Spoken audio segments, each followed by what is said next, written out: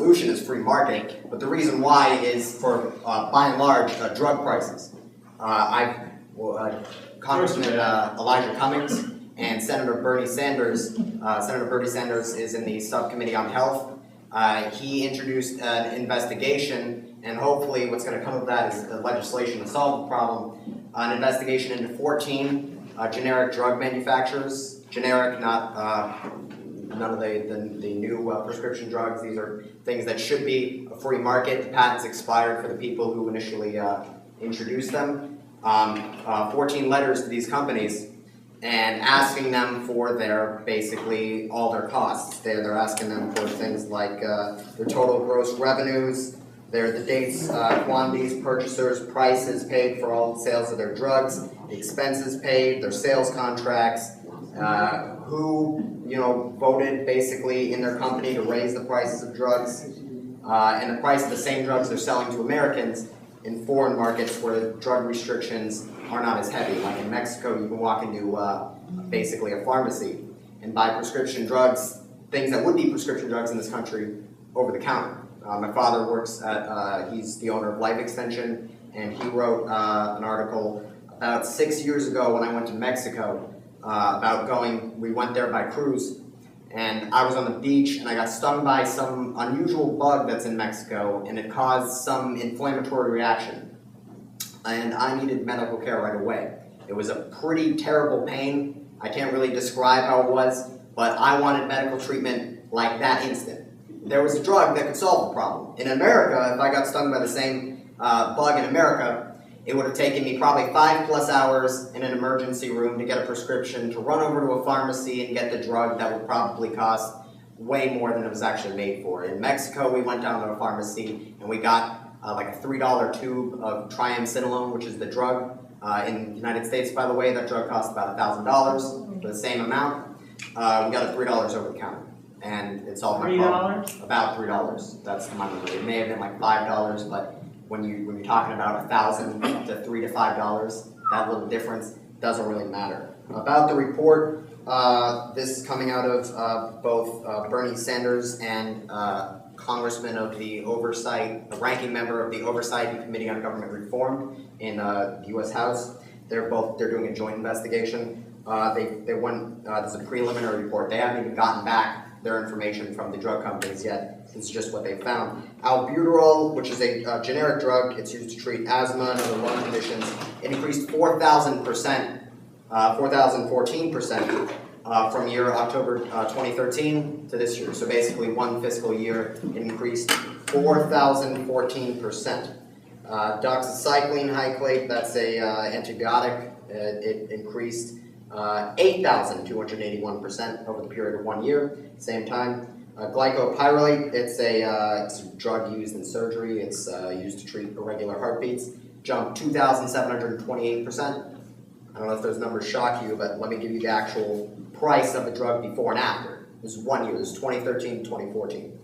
Albuterol was $11 for 100 2-milligram tablets in 2013. In 2014, it was $434 for 100 2-milligram tablets. Doxycycline in October 2013 was $20 for 500 100-milligram tablets. In 2014, for that same amount, $1,849. For glycopyrrolate, in October 2013, it was $65. In 2014, it's $1,277. Now, the reason behind this, these kind of drug prices, is the reason why things like the Affordable Care Act come into being. People can't afford drugs; they can't afford medical care. The reason why is because medical care it's unaffordable, and people without insurance they can't afford to have this, so they're basically homeless. If they need a drug, they go to a hospital. The hospital bills them outrageously. That's another subject. But the drug prices just add on to that. That person comes out of the hospital bill with a bill of like $50,000 or more. You go even higher. Who can afford that? Who has $50,000 of discretionary money? They repossess your car, they repossess your house, they're out in the street. The reason behind that is, at least for the drugs, to solve the hospital industry, that would probably best be solved by reduced regulation and increased investment into, we have a shortage right now of doctors, and that's the reason why they charge so much. Increased investment into education to get more doctors, but for drug prices, it's all fake. It's not real. It can be solved pretty easily, and the reason why is because there's two things. One of them is the FDA creates regulation that was lobbied by the pharmaceutical companies that currently exist to create more stringent regulations on themselves so that there won't be any more competition. They create restrictions that only they can get around, making them basically pseudo-monopoly, quasi-monopolies. There's these so-called shortages of drugs. It's all fake. In any free market, there's no shortage of anything. Basically, things like bleach, are equally as complicated to make as, things like albuterol. They're very simple. It's a generic drug, and there's shortages of that.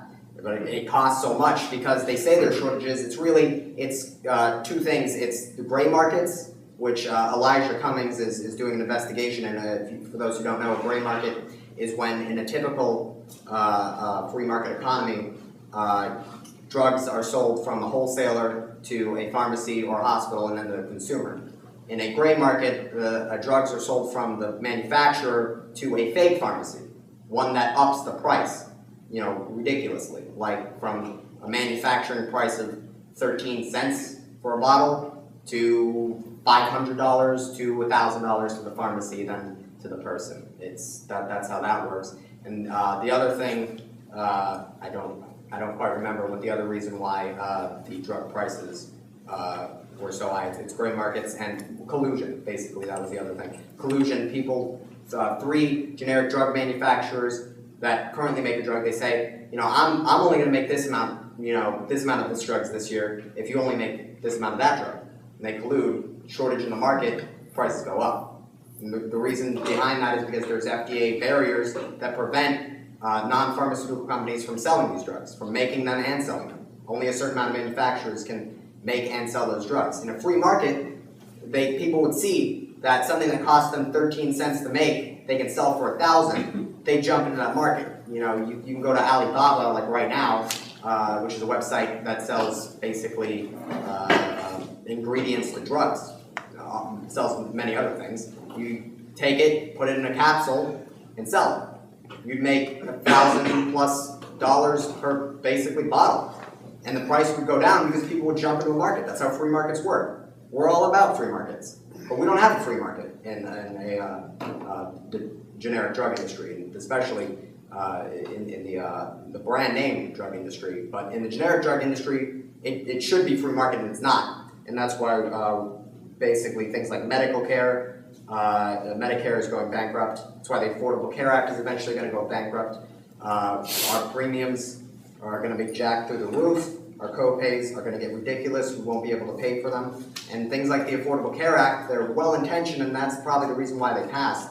But they don't solve the underlying problem. They're a patch, and in fact, they may aggress the problem. They may cause it to get worse, because when a government's paying for the drugs, there isn't this, I can't afford that sort of policy. They'll just go into debt. We'll pay for the drugs that cost outlandish amounts of money. We'll go into debt. That's what has come up. According to the Congress people, they've subpoenaed 14 different drug manufacturers, and they've sent out letters asking them for the information of specific drugs they found with generic drug price increases. And hopefully they're going to show a huge profit margin, which we all know there's a huge profit margin, but hopefully they're going to show it, not lie. And some legislation will come to either eliminate gray markets, which will solve half the problem, or they'll do something drastic like get rid of FDA regulation, create a private industry that regulates these drugs instead of a government industry that regulates these drugs, that allows things like this to occur. I mean, you can probably do things like put 10 milligrams in a capsule and then take it at your house.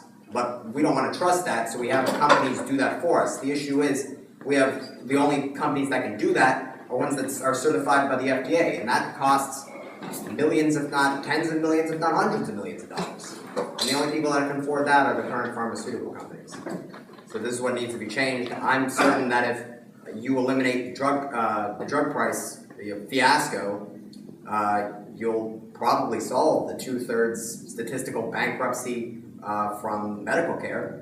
That'll solve probably the homeless problem, and the economic prosperity that'll be generated from that may solve the other 1/3, because there won't be this huge segment of the population stuck on things like entitlements and social security disability and things like that.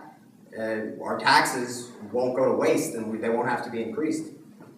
That's my presentation.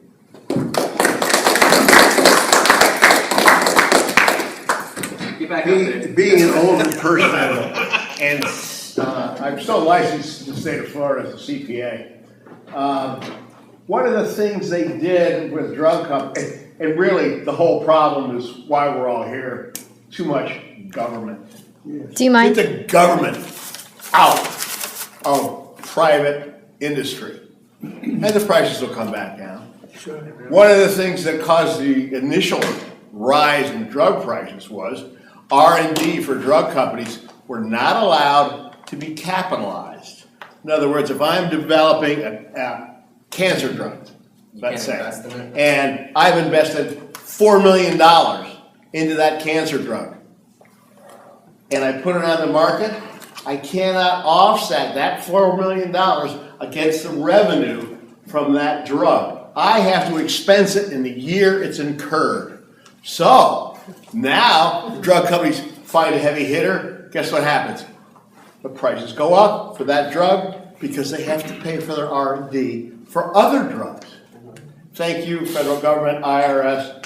And with that, how would a new company be able to basically cover their expenses for that if they were to come to being? They can't. So the only ones It that limits access. the government limits created reality. the monopoly itself. The government's been doing that since Teddy Roosevelt, so.